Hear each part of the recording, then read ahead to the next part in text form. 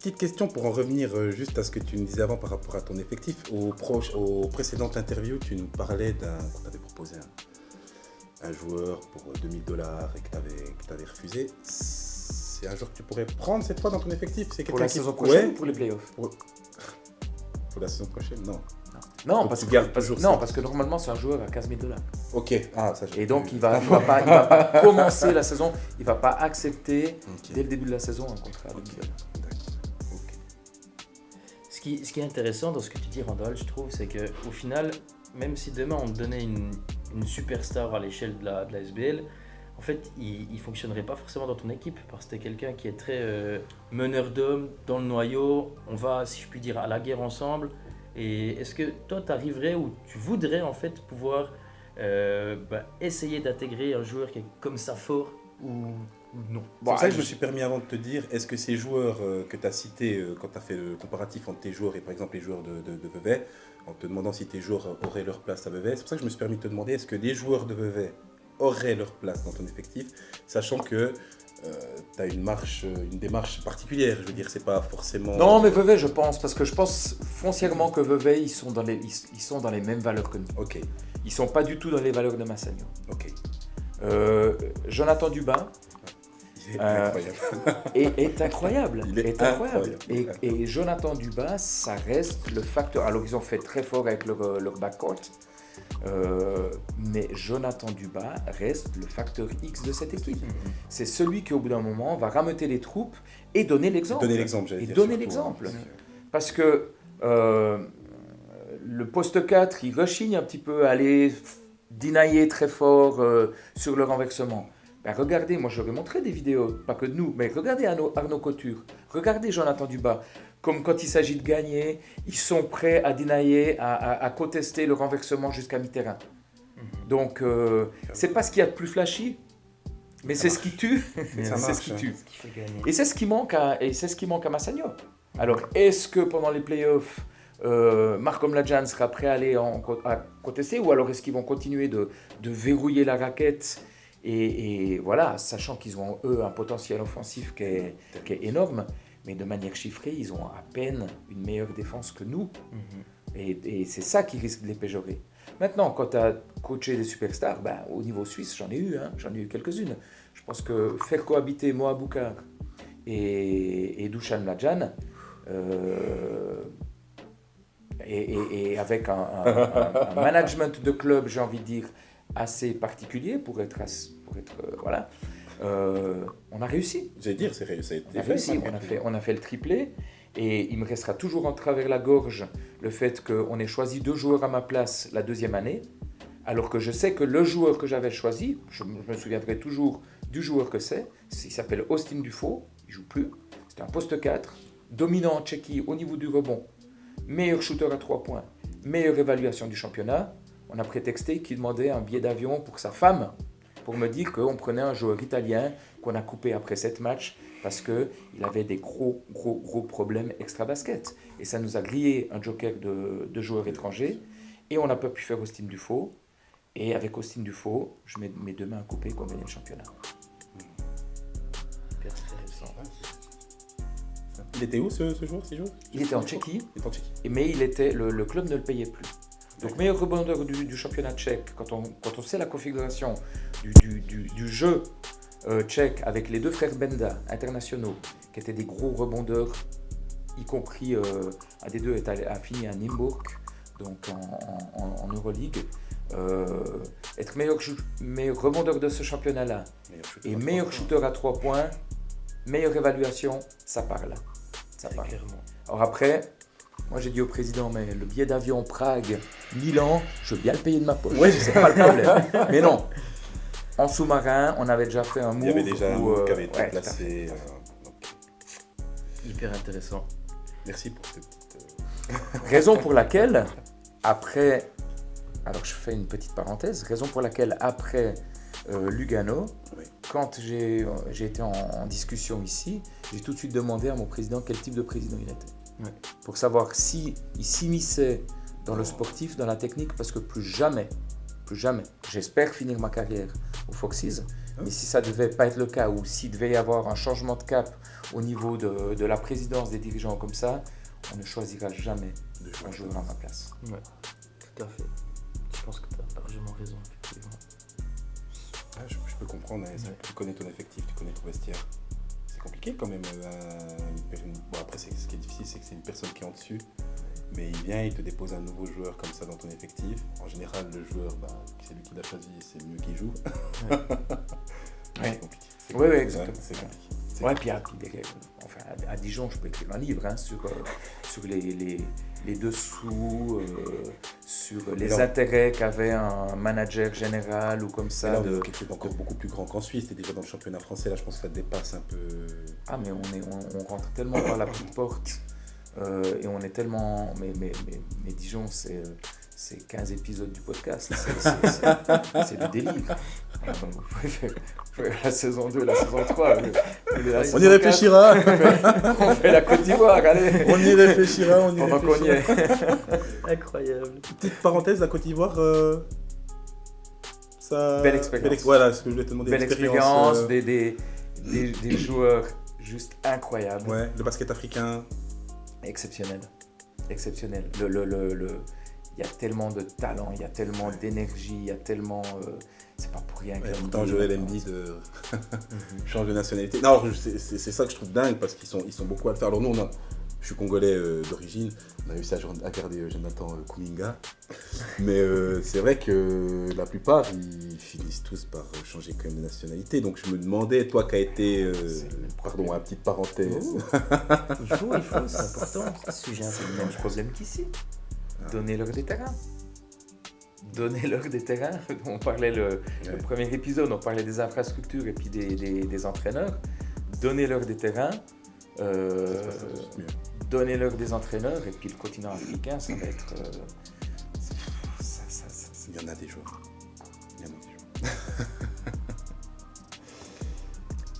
Et puis du coup, Randoad, là on sort un petit peu, on est plus dans l'utopie maintenant. Petite partie fun de l'interview. Il faut Si rêver. il y avait une équipe historique que tu aurais voulu coacher, donc on prend tout. Tout confondu, national. Sélection, équipe all-time, laquelle tu aurais voulu Euroleague, coacher? NBA, est-ce qu'il y a une équipe... Les Lakers des années 80. Karim Abdul-Jabbar. Magic, Kareem, C'est cette équipe-là qui te... Kurt Rambis. Quand il fallait maillotcher, ça maillotchait dur. Ouais, ça c'est... Ah, je m'attendais à la Dream Team ou... Ouais, c'est vrai, oh ouais, Non, les parce Lakers que des mais années- la Dream Team, la Dream Team, c'est clé en main. C'est Ouais, clé en oui, main, ok, c'est vrai, ouais. parce que tout le monde parlait Showtime, tout le monde parlait du principe que, voilà, il scorait, ça contre-attaquait parce que ça défendait comme des chiens. Ouais. Et il y avait une intelligence, la notion de partage et tout. Pour moi, ça reste la référence absolue. Du coup, petit avis perso, Magic Johnson, meilleur meneur all-time pour toi? C'est encore une fois l'exemple du coupé Mercedes ou du cabrio et puis du 4x4.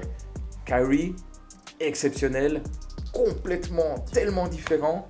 C'est difficile de dire, mais je pense en tout cas qu'il est très très haut dans mes meneurs, avec cette taille en plus qui fait que quand même, le jour où ils font le premier titre contre les Celtics, Il joue pivot, hein. Rookie, hein. C'est clair. Kareem est blessé, Ouais. allez, Pivot. écoute, on va Y aller. jouer à l'intérieur et puis 42 pions. Ça c'est pas trop mal, bon joueur, hein.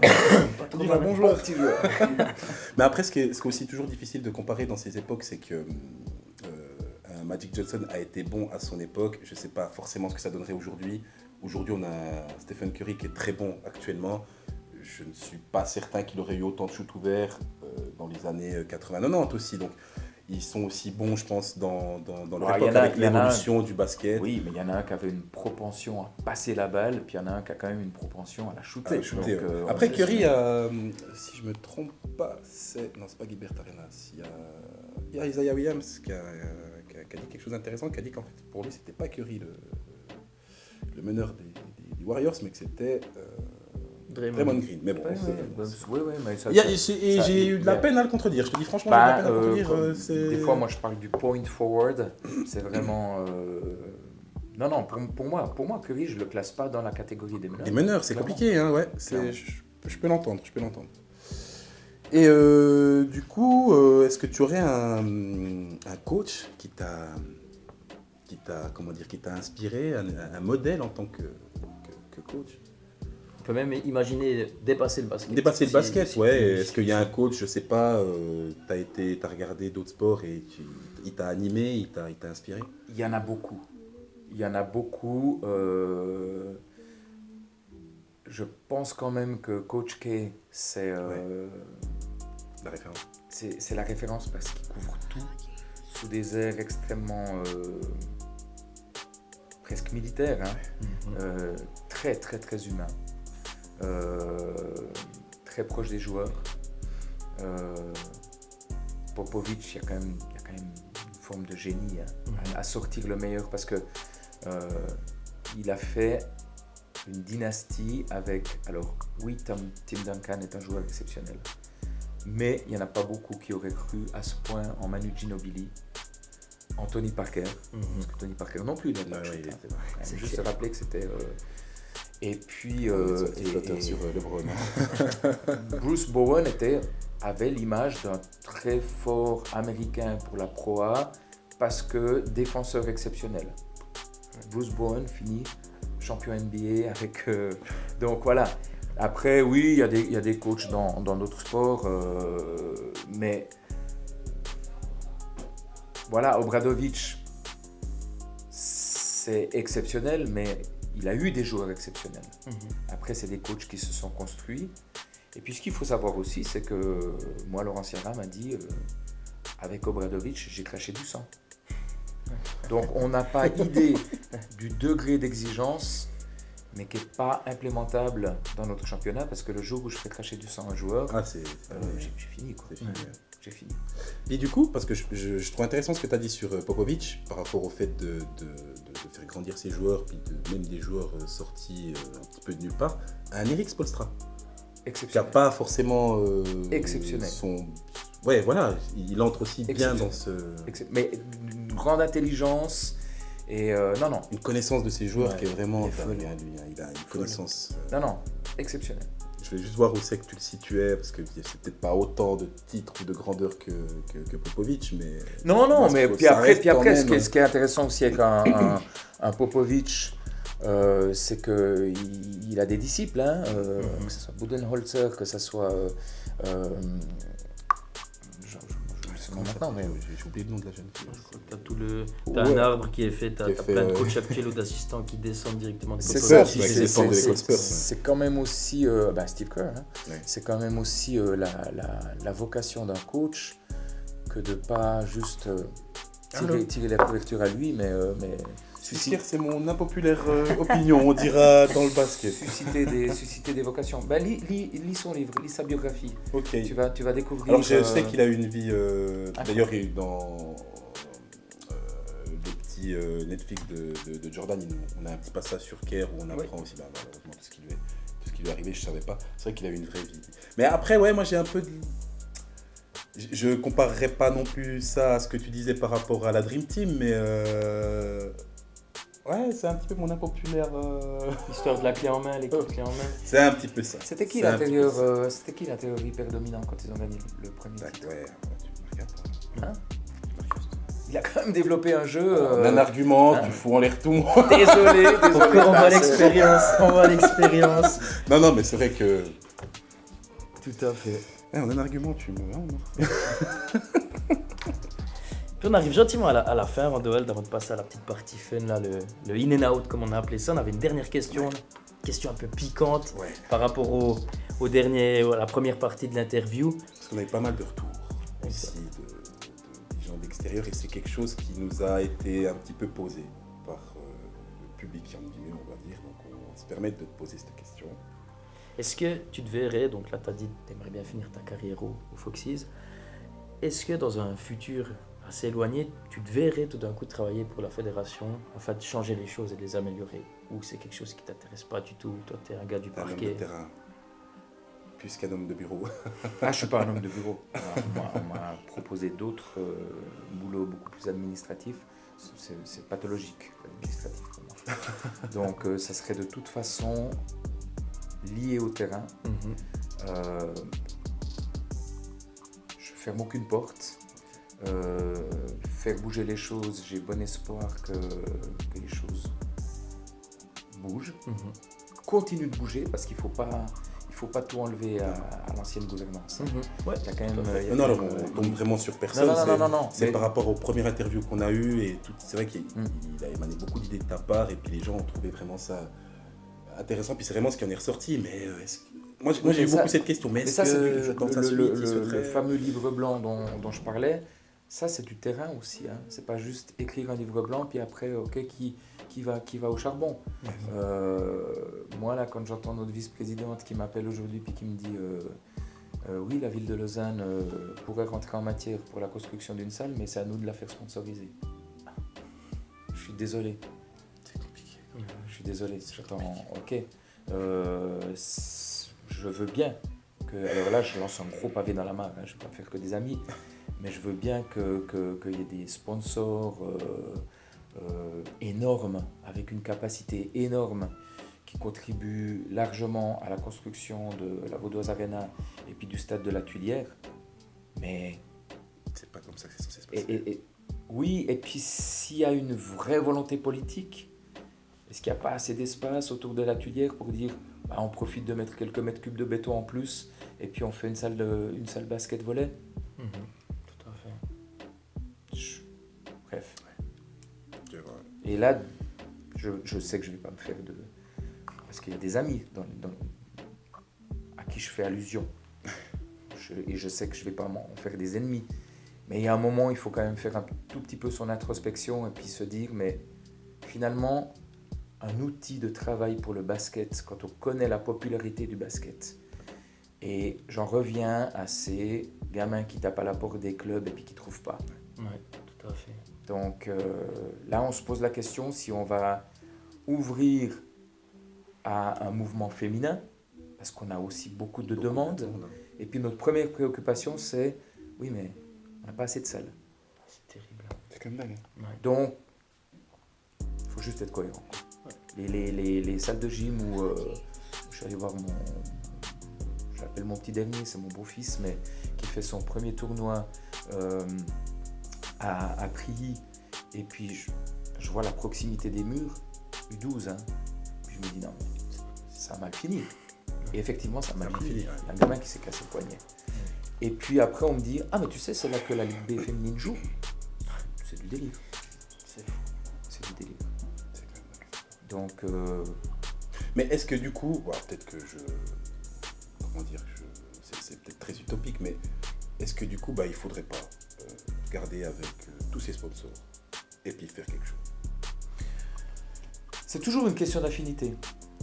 Avec un petit peu de chance, vous tombez sur un sponsor qui a un enfant qui joue au basket. Et puis là, le projet il part. Et puis là, le projet il peut partir. Ça peut jouer à ça. Moi, je parle d'une volonté politique. Ouais. La volonté politique de mettre en avant le basket, elle est quasiment inexistante. Alors après, on va nous dire, oui, mais regardez, vous n'avez pas de couverture médiatique et tout. On se cache derrière son petit doigt. Ou alors, on est là pour ça, justement. On est là pour Ouais, ça. mais non, on va mais- essayer de combler ce trou-là pour que ça soit plus une excuse de côté couverture médiatique. C'est le serpent qui se mord la queue. C'est ça. Donc donnez-nous, aidez-nous. Donnez-nous pas, hein. Dieu sait si je suis pas dans la citana. Mais encore une fois... Avançons ensemble, quoi. Ouais. Avançons Ouais, ensemble. puis stop à la pensée unique. Tout à fait. Ok. Bien terminé ces Ouais. questions, Rodoald. Chapeau bas. On va passer à la dernière question, la dernière phase de l'interview un petit peu fun. À chaque fois, tu as deux propositions, tu dois en choisir une, laquelle que tu préfères. On a appelé ça le in and out. Première question, est-ce que tu préfères avoir une défense de fer et une attaque moyenne, ou une attaque de feu et une défense moyenne? Pour le spectacle ou pour gagner? Qu'est-ce qui t'amènera à la win? Voilà, qu'est-ce que La win. Alors, Vraiment si la ça win. m'amène à la win, la défense de La fer, défense de fer. même si... Alors, Non, si j'ai la certitude de gagner, ça sera l'attaque. Parce que moi, j'aime l'attaque. Ouais. Et là, je pense que mes joueurs, ils vont découvrir. J'aime l'attaque. Quand on a moins de moyens en attaque, c'était la force. Ça fait depuis qu'on a discuté avant des coachs que je pense justement au GM de Spoelstra, Riley. merci, Pat Riley, qui a su adapter son système de jeu entre les Lakers et puis après les Knicks. Ouais. On a toute l'étendue de la connaissance du Basket de cet homme. c'est du génie. C'est du génie parce qu'il passe du plus grand coach offensif, ou en tout cas qui a des joueurs très, très attaquants. Donc si c'est pour le spectacle, clairement l'attaque. Si c'est pour gagner et si c'est pour l'esprit d'équipe, il faudra que ça soit des cols bleus. J'aimais beaucoup les Pistons de Lane Beer. C'est vrai? Ouais. Ah, c'était dur quand même.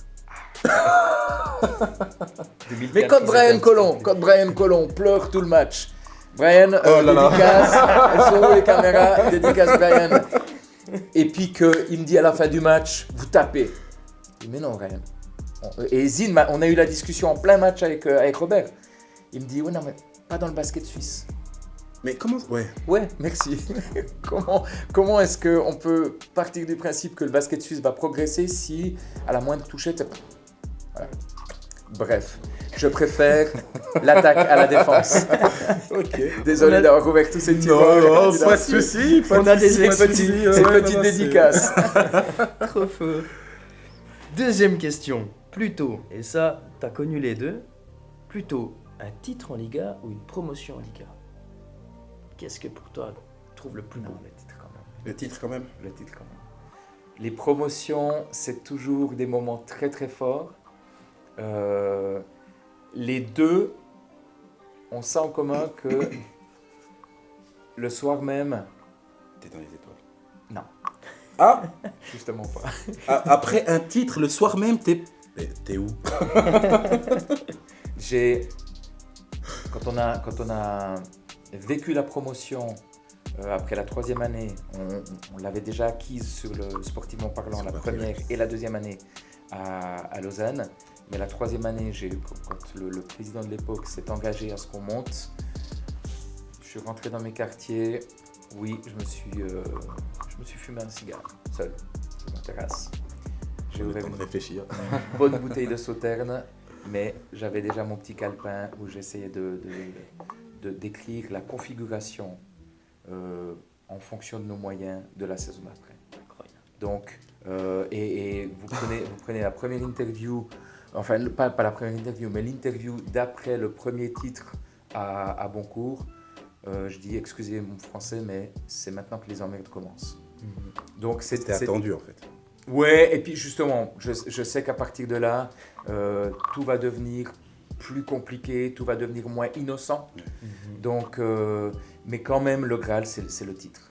Tu redescends moins vite d'un titre que d'une promotion, je pense. Je redescends très vite, mais le titre, c'est le Graal. C'est le vraiment Graal, t'as réussi, voilà. quoi, c'est vrai. Et puis, C'est ta bague. comme je disais lors du dernier interview, c'est momentané parce que j'espérerais, si un jour je suis appelé à coacher une équipe qui gagne le titre en SBL, de pouvoir reparticiper à une Coupe d'Europe. Parce que c'est vraiment comme ça qu'on grandit. Là, je fais une petite parenthèse, c'est hors basket, mais on a la chance d'avoir eu le NUC au volet, là, qui a eu, alors, une défaite au final, mais quand même, les filles, elles vont jusqu'en finale. Et, quelle fierté, Mais quoi. bien Franchement, sûr, bien sûr. Et puis c'est comme ça qu'on se mesure Ouais. au... Big SO, le NUC, hein. Non, vraiment, très fier d'elle. Admirable. C'est magnifique. On avait tellement appris à l'époque de Boncourt, on avait tellement... J'avais dit, c'était mon gros crève-cœur à Lugano. On fait le triplé, on va pas en Coupe d'Europe. Comment c'est possible? Comment c'est possible? C'est sûr. Troisième question, celle-là, elle divise tous les fans de basket. La classique, Michael Jordan ou LeBron James? Ou un autre. Oh, un autre. Michael Jordan. Michael Jordan, hein. Merci. Merci. mais vraiment dans sa globalité. Ouais. La personnalité, ce que fait LeBron, c'est exceptionnel. C'est juste exceptionnel. À son âge, À son âge, hein. la rigueur, la longévité et tout, c'est exceptionnel. Mais moi, il y a 2 ou 3 trucs qui m'ont quand même froissé. Notamment l'éviction de David Blatt. quelqu'un que je connais. Et je trouvais que, typiquement, non, un joueur n'a pas à se positionner aussi fort et carrément boycotter, parce que l'éviction de David Blatt, c'est LeBron James. Mais du coup, est-ce que c'est pas les franchises qui font faux à donner trop de pouvoir aux Clairement, joueurs? demandez à un coach Hugo s'il est prêt, pardon. Demandez à un coach d'ex-Yougoslavie s'il est prêt à ce que sa star ait 4-5 fois son salaire. C'est hors de question. C'est hors de question. C'est le boss, c'est le CEO Non, mais c'est vrai. qui est décideur et qui mérite. Et comme j'ai dit la dernière fois, à la fin du championnat, on discute des options, on fait les comptes. Ça, je pense que c'est vraiment le danger du sport. Hein. De nouveau, une petite parenthèse, mais on a vu Kylian dans le foot avec Paris, ça donne un bordel monstre. Je pense qu'on commence à donner trop de... À faire attention, je pense, ça dans le sport, entre le management direct du joueur et le fait de vouloir vraiment, lui plaire, faire tout pour qu'il soit bien dans son monde, au point de lui donner les clés d'une franchise, les clés d'une équipe. Et puis, je pense qu'il faut faire attention entre ces deux mondes-là. On est en train de se perdre et puis ça peut vraiment passer du mauvais côté, je pense. Ouais, c'est sûr. Je suis assez d'accord. Donc toi, MJ, hein, Michael Jordan, c'est bien. Bon choix, très bon choix. Quatrième question. Celle-là, c'est pour les locaux. Ouais. Lausanne ou Porrentruy? Moi, j'ai des racines à Porrentruy. Je m'en cacherai jamais. T'as du Jurassien en plus en face de toi, donc... Je suis fier de l'être, même si on choisit pas où on est. Mais j'ai jamais renié mes origines, j'en suis très fier. Alors, je vais donner l'impression que je botte en touche, mais j'ai la chance d'avoir un équilibre entre les deux. Parce que ma vie professionnelle et familiale se fait ici, mais si j'ai 48 heures, je retourne au Jura. Après Star Wings, un groupe d'amis sont venus voir le match, la soirée idéale, on gagne, on se qualifie pour les playoffs, on mange dans une bonne table en Alsace, et puis on rentre dormir quelques heures, un peu moins de 4 heures, mais en toute sérénité, au calme. C'est le chant des oiseaux qui te réveille, donc j'ai besoin des deux. C'est beau ça, t'as su garder quand même un pied au Jura. Ouh là là. Un grand. Ouais. C'est beau. Et des racines. Notre belle région. Et du coup, dernière question dans ce In and Out. Space Jam ou bien... He got the game. He got game. Chef-d'œuvre. Chef-d'œuvre absolu. Et puis Spike Lee. Ouais. Tout à fait. Et Spike Lee, pour moi, là on touche vraiment au génie. Là on touche au génie. Et j'aime beaucoup le cinéma, j'aime beaucoup la musique. Je vais voir Bruce Springsteen pour la 18e fois et 19e fois cet été. Et pour moi, ce niveau de génie créatif, on se sent tout petit. He Got Game, c'est juste Denzel Washington, on touche au génie. Super film. Je le préfère quand même comme réalisateur que supporter. Ouais, comme supporter, il est Il est pas facile. C'est clair. J'ai adoré Space Jam, je l'ai vu je sais pas combien de fois. Mais c'est vrai que c'est quand même deux mais à films dans choisir, deux à catégories Ouais, différentes. c'est la SL et puis le ML. Bien, Rodoald, merci beaucoup. De nouveau, un super interview hyper intéressant. Si je peux dire, tu pues le basket. C'est vraiment incroyable. Ouais. Donc, merci encore pour cette interview et j'espère que on se reverra très vite, très bientôt. Avec grand plaisir. Merci à toi vraiment d'avoir pris à nouveau le temps pour terminer cette interview. Ça a été un immense plaisir et on se retrouve sur le bord des cordes. Très volontiers, très volontiers. À très bientôt. Vous me permettez de temps en temps de me poser pendant une demi-heure, 45 minutes, je ne sais pas combien ça dure, mais et parler d'une passion commune. Ça fait du bien aussi. Ça fait du Justement. bien aussi. Poser les Justement. choses un petit peu avant de repartir au combat. Bonne chance pour les playoffs. Voilà, un bon dernier match. Ouais. Et Merci. puis bonne chance pour les playoffs. On se retrouvera, on viendra vous voir dans tous les cas. Donc on te recontactera, on viendra faire les photos, les vidéos pour la suite. Et on vous souhaite le meilleur pour cette Merci, à vous de même. série de playoffs. Merci. Merci. Merci.